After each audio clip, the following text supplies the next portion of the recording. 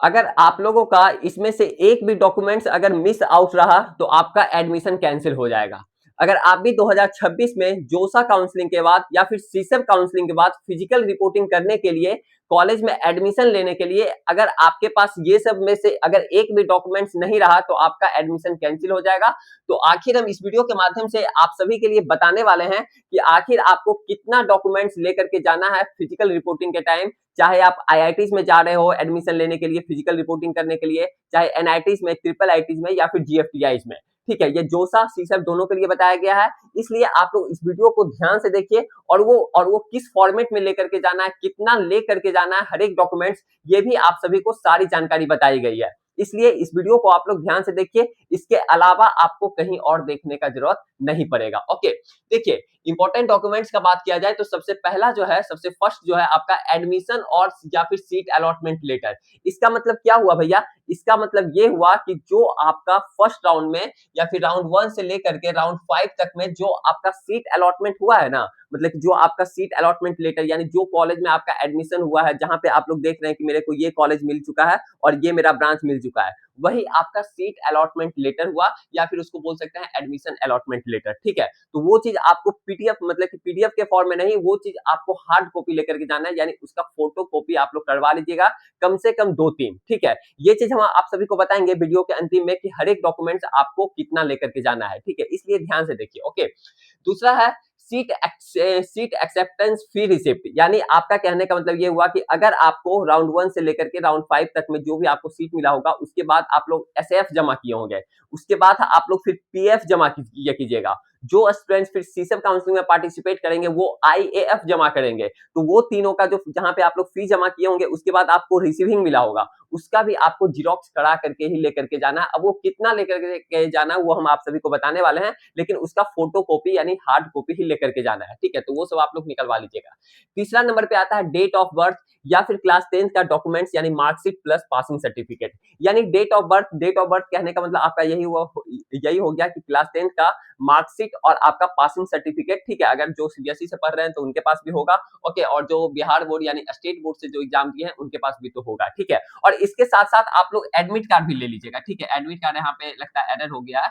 ठीक है, लेकिन एडमिट कार्ड भी आप लोग जरूर लेकर के चले जाइएगा क्लास 10 का। ओके, ये चीज समझ गए।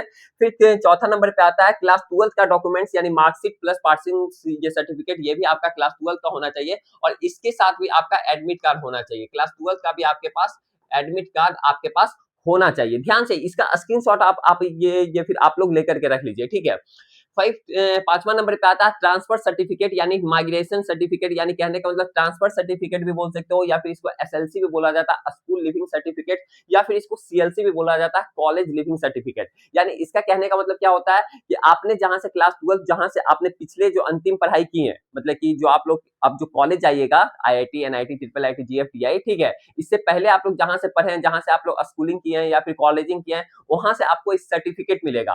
ठीक है, जिसको बोला जाता है सीएलसी, यानी कॉलेज से निकलोगे तो कॉलेज लिविंग सर्टिफिकेट, स्कूल से निकलोगे तो उसको बोला जाता है स्कूल लिविंग सर्टिफिकेट, या फिर इसको ट्रांसफर सर्टिफिकेट भी बोला जाता है जनरली। ठीक है, तो वो चीज आपके पास रहना चाहिए। फिर माइग्रेशन सर्टिफिकेट भी आपके पास होना चाहिए, ये भी आपको स्कूल से ही दिया जाएगा। कहीं कहीं कॉलेज में जरूरत पड़ता भी है माइग्रेशन सर्टिफिकेट का, कहीं कहीं नहीं भी जरूरत पड़ता है, लेकिन आपके पास टीसी तो जरूर होना ही चाहिए। अगर टीसी नहीं होगा तो आपका एडमिशन समझिए तो एक तरीके से कैंसिल ही है। ठीक है, तो ये सब चीज होना चाहिए।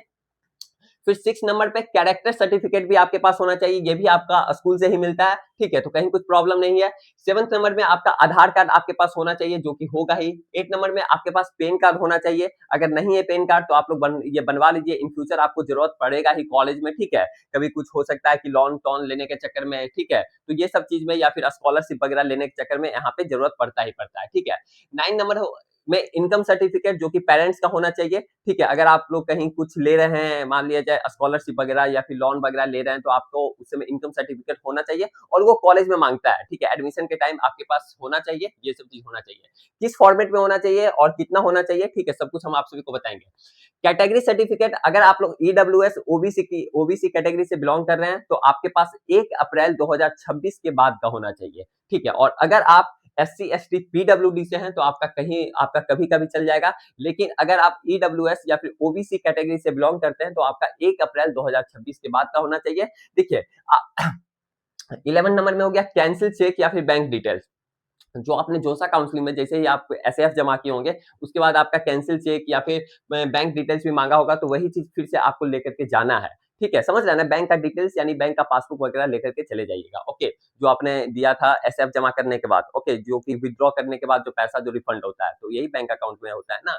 ओके, फिर आपका 12th नंबर में आ गया पासपोर्ट साइज फोटो। ओके, जो आपने जेईई मेंस में लगाया होगा ये एप्लीकेशन फॉर्म भरने वक्त यानी फिल करने वक्त, वही फोटो आप लोग लेकर के जाइएगा। अगर नहीं होगा उस टाइप का फोटो तो फिर अलग भी लेकर के जा सकते हैं, लेकिन कोशिश कीजिएगा कि जो आपने जेईई मेंस में एप्लीकेशन फॉर्म में रजिस्ट्रेशन करने वक्त जो लगाया था वही फोटो लेकर के जाइएगा तो सही रहेगा। ठीक है, कितना पीस ले लीजिए फिर लेकर के जाना है, ये आप लोग कम से कम 15 से 20 पीस रख लीजिएगा।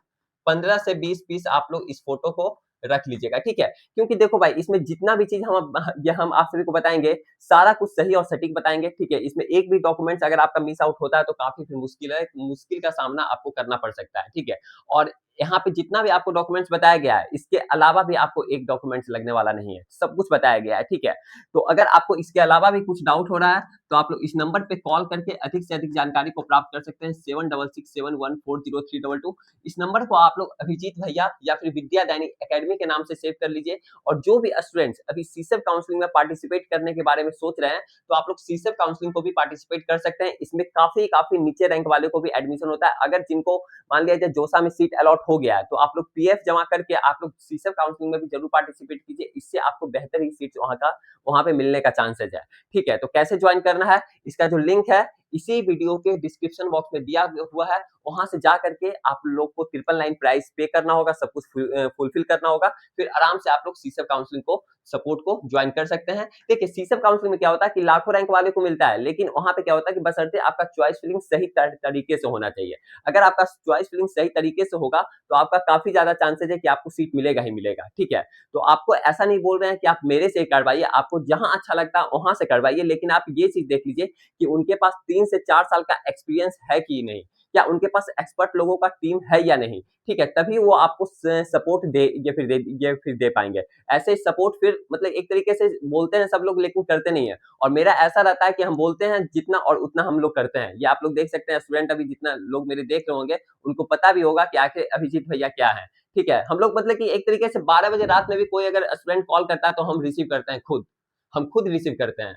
तो ऐसा चीज नहीं है। ओके, और देखिए फिर आ जाते हैं पॉइंट पे। ओके, देखिए फिर आपका 30 नंबर में आना चाहिए गैप सर्टिफिकेट। जो स्टूडेंट्स मान लिया क्लास 12 के बाद ड्रॉप लिए थे, ठीक है, होता है ना, जैसे कि 2025 में जिन्होंने क्लास 12 किया था फिर एक साल ड्रॉप लिया, तो उनके पास गैप सर्टिफिकेट भी होना चाहिए। ये सब 15 से 20 मिनट में बन जाता है। आप लोग जाइएगा ना कोर्ट वगैरह, ठीक है, जहाँ कचहरी बोला जाता है, ठीक है, तो वहां से आप लोगों का बन जाएगा। ठीक है, कहीं कुछ इसमें प्रॉब्लम नहीं है।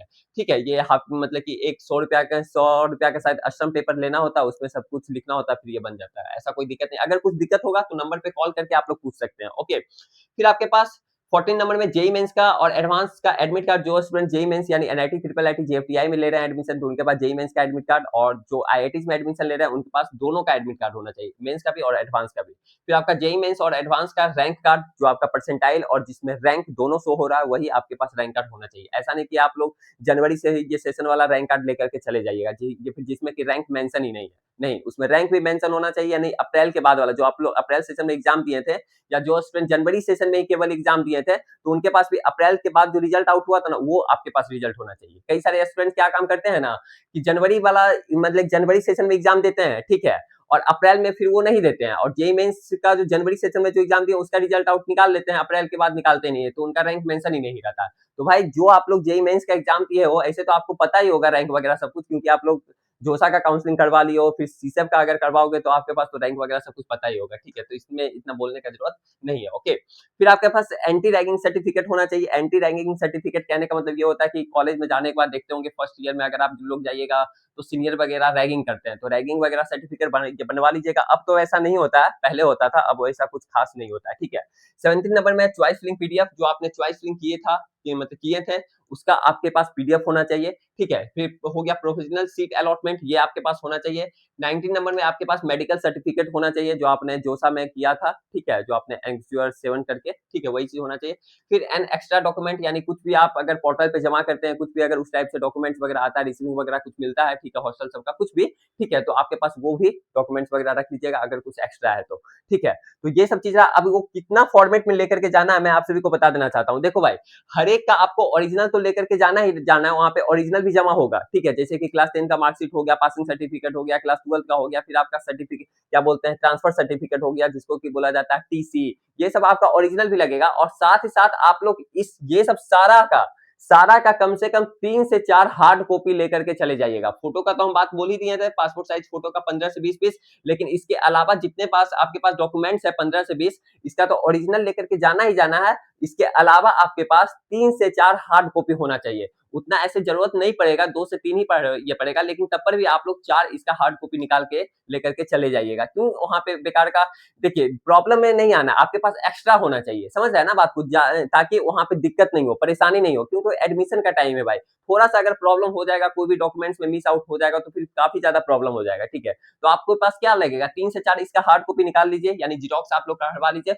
और सारा का जो भी चीजें हैं क्लास 10 का, ये सब तो ओरिजिनल आप लोग लेकर के जाइएगा ही। इसके अलावा और भी कुछ डाउट रहेगा तो आप लोग नंबर पे कॉल करके अधिक से अधिक जानकारी को प्राप्त कर सकते हैं, 7667140322, ठीक है। क्योंकि और अगर जो भी स्टूडेंट सीसब काउंसलिंग में पार्टिसिपेट करने के बारे में सोच रहे हैं, अपना और भी अच्छा कॉलेज या फिर ब्रांचेज लेने के बारे में सोच रहे हैं, तो आप लोग सीसब काउंसलिंग में जरूर पार्टिसिपेट कीजिए। इसका जो लिंक है इसी वीडियो के डिस्क्रिप्शन बॉक्स में दिया हुआ है। और ऐसा वीडियो आप सभी के लिए आते रहेगा, इसलिए आप लोग चैनल को सब्सक्राइब करके बेल आइकन ऑन करके रख लीजिए, क्योंकि आपका प्यार और सपोर्ट केवल यहाँ तक हम लोगों को लेकर के आता है, ठीक है।